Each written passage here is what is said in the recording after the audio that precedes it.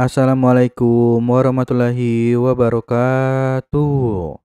Kali ini Mimin akan membahas komik baru yang berjudul Bertahan Hidup di Dalam Dunia Novel Fantasi.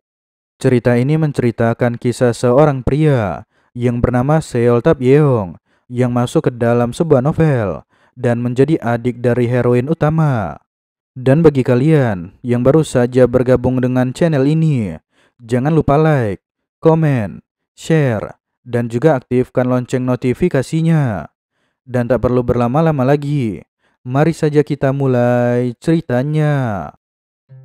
Di Istana Baikho, selir agung utama Hachaerim datang berkunjung.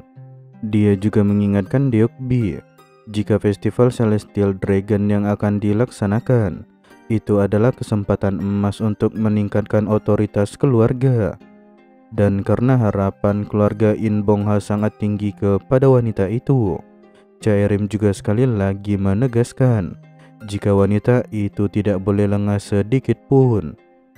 Di tempat yang berbeda, saat ini festival akan segera dimulai dan para warga sangat berantusias menyambutnya.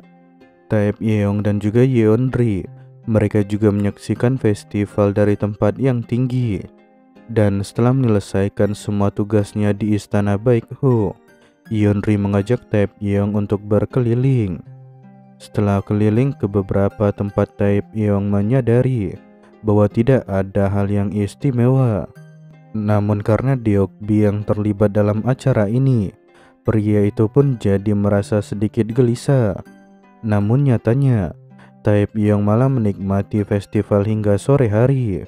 Tapi dia juga menghadap ke Jang Rai dan diberikan tanda pengenal milik pria itu agar bisa masuk menemui Hayeon.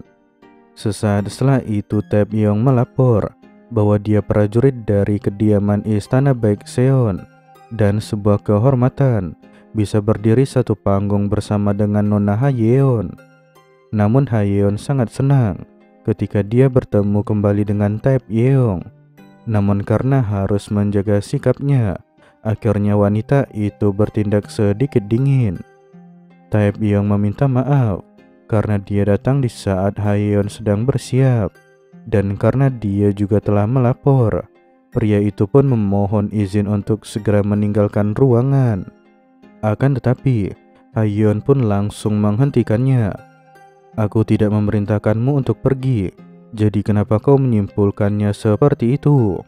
Kau masih kurang dalam hal rasa hormat maupun juga status.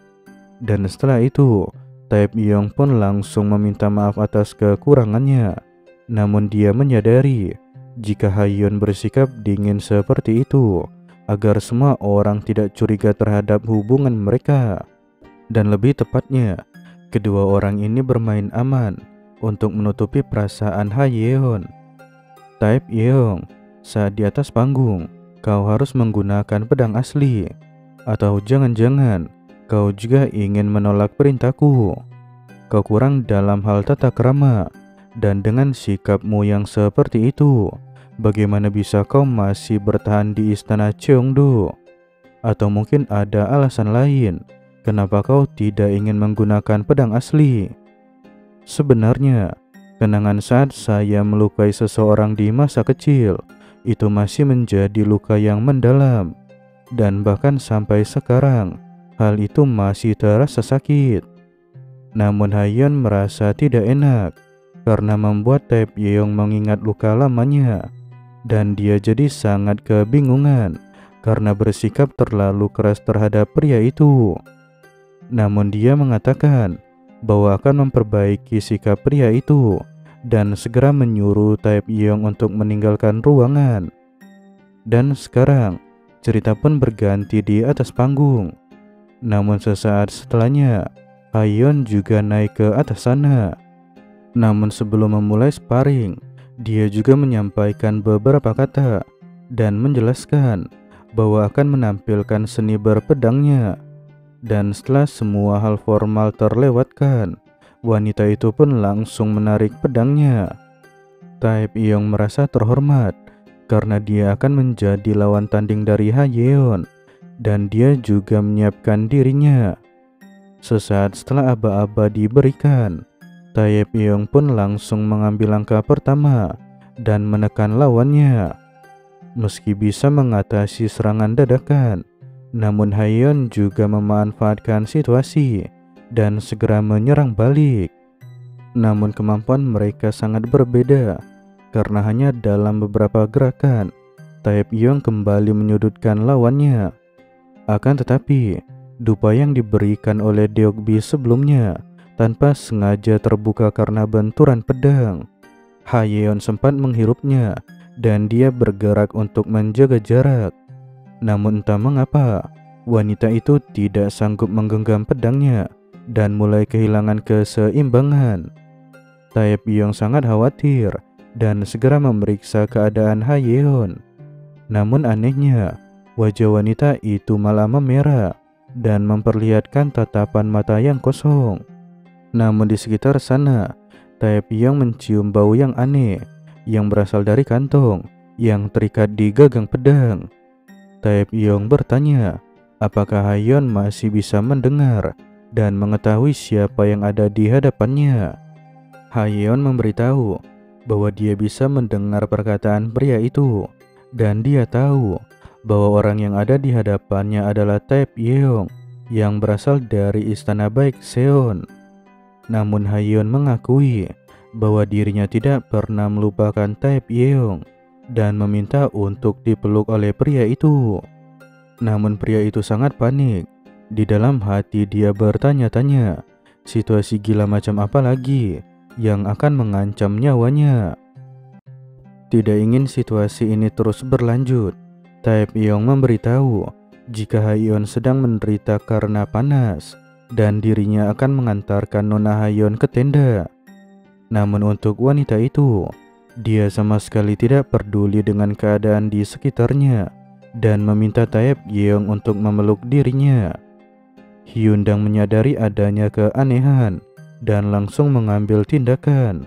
Dia menyuruh semua orang untuk segera menyingkir karena prajurit Taepyeong saat ini sedang membawa Nona Hayeon, dan juga memerintahkan prajurit lain untuk memastikan tidak ada orang di sekitar sana.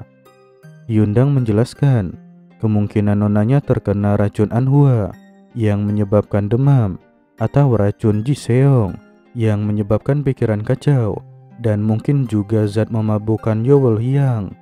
Namun untuk sekarang, mereka harus mengamankan Hayeon dan membawanya ke tenda. Namun Hayeon yang lepas kendali, dia mengatakan jika nama Taepyeong sangat cocok untuk pria itu dan juga enak untuk diucapkan. Namun dia juga cemburu sewaktu Hyun Bipo menyebutkan nama Taepyeong di pesta teh, karena saat itu dirinya juga ingin memanggil nama Taepyeong. Dan karena nonanya yang tidak henti-hentinya memanggil nama Taepyeong, Hyundang pun terpaksa harus menutup mulut Hayeon agar nyawa mereka bisa selamat. Dan setibanya mereka di tenda, Hyundang langsung memberikan perintah karena nonanya kemungkinan terkena dupa racun. Jadi dia memerintahkan agar tidak mengizinkan siapapun untuk memasuki tenda. Hyundang juga menjelaskan kondisi Nona Hayeon terlalu aneh. Jika ini adalah racun, maka gejalanya tidak akan seperti ini. Namun ini malah terlihat seperti nonanya yang mabuk karena minuman keras. Tapi tidak peduli seberapa mabuknya Hayeon, dia masih tetap bisa menjaga ketenangannya. Dan situasi ini sangat mencurigakan karena nonanya jadi hilang kendali seperti itu. Dan agar Hayeon bisa beristirahat, Taepyeong berinisiatif untuk menyiapkan tempatnya. Namun hal yang tidak terduga terjadi. Sesaat setelahnya, tiba-tiba Hayeon menyerang Taepyeong. Dan dengan pikiran yang kosong, dia tanpa ragu memakan pria itu. Bahkan untuk Hyundang, dia sendiri sangat terkejut dengan situasi ini, sampai-sampai tercengang melihatnya. Namun di sisi lain, Hayeon sangat menikmatinya. Saat pria itu memegang pedang, matanya terlihat seperti binatang buas. Tapi pada saat ini, bagi Hayeon mata pria itu terlihat normal. Namun ketika mendapatkan serangan lanjutan, dengan cepat Taepyeong mengantisipasi dan langsung berguling ke atas lantai. Namun Hayeon tertawa kecil saat dia melihat tingkah laku dari pria itu. Akan tetapi Taepyeong menjelaskan bahwa sekarang Hayeon telah kehilangan kendali atas dirinya sendiri. Namun meski dirinya kehilangan kendali, akan tetapi wanita itu bertanya, apakah Taepyeong sudah mau memeluk dirinya?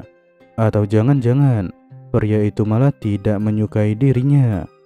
Namun Taepyeong menjelaskan bahwa sekarang bukan waktu yang tepat untuk membahas hal yang seperti ini. Sebaliknya Hayeon memberitahu bahwa dirinya butuh seseorang yang bisa menggenggam pedang dan juga mendiskusikan kehidupan bersama. Dan sebagai pemilik istana Jujak, dia pun memerintahkan Taepyeong, dan jika melawan, maka pria itu akan menerima hukuman berat meskipun harus mempertaruhkan nama dan juga status bangsawannya. Hayeon sangat bersemangat dengan hal ini, bahkan sampai membuat Taepyeong tidak berani melawan. Namun untung Hyundang bergerak dengan cepat dan mengguyur nonanya dengan satu ember air. Dan sesaat setelahnya, Hayeon pun mulai mendapatkan kesadarannya.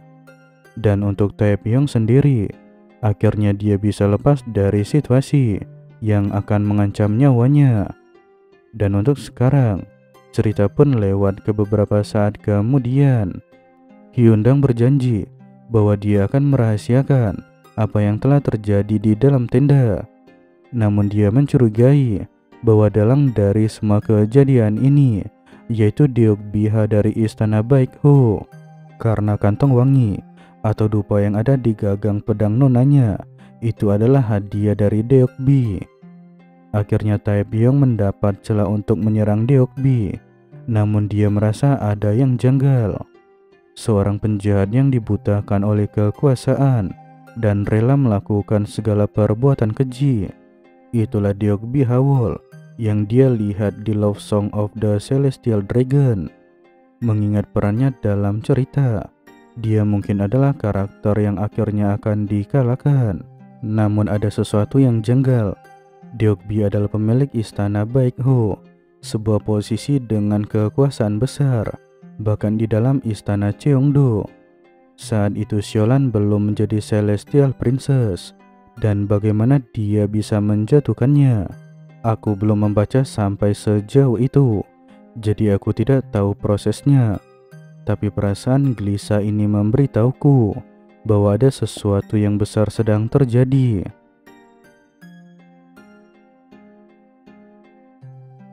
Dan cerita pun berakhir. Terima kasih atas perhatian kalian semua.